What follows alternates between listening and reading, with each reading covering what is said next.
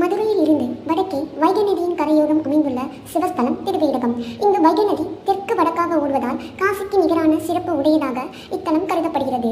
இத்தலத்தில் ஒரு நாள் தங்கியிருந்து இறைவனை முழு மனதுடன் பூஜை, அர்ச்சனை முதலியன செய்து வழிபட்டால் காசியில் ஆயுள் முழுவதும் வாழ்ந்த புண்ணியம் கிடைக்கும் என்று கூறப்படுகிறது.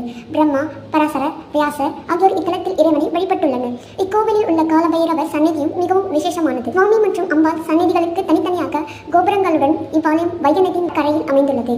சுவாமி சன்னதி நிலை ராஜகோபுரம் வழியாக உள்ளே நுழைந்தால் கம்பத்தடி மண்டபம் உள்ளது. இங்கு கொடிமரம், பலிபீடம், ஒரு உயர்ந்த மேடையில் நந்தி இருப்பதை காணலாம். உள்வாயில் வழியே இறைவன் கருவறையை அடையலாம்.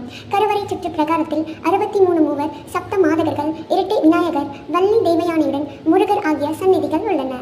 மூலவர் ஏடகநாதர் கருவறையில் சுயம்பலிங்க திருமேனியாக கிழக்கு நோக்கி எழுந்தருளியுள்ளார். கருவறை சுற்று சுவரில் கோஷ்ட மூர்த்தங்களாக தட்சிணாமூர்த்தி, லிங்கோத்பகவர், துர்க்கை, பிரம்மா ஆகியோர் உள்ளனர்.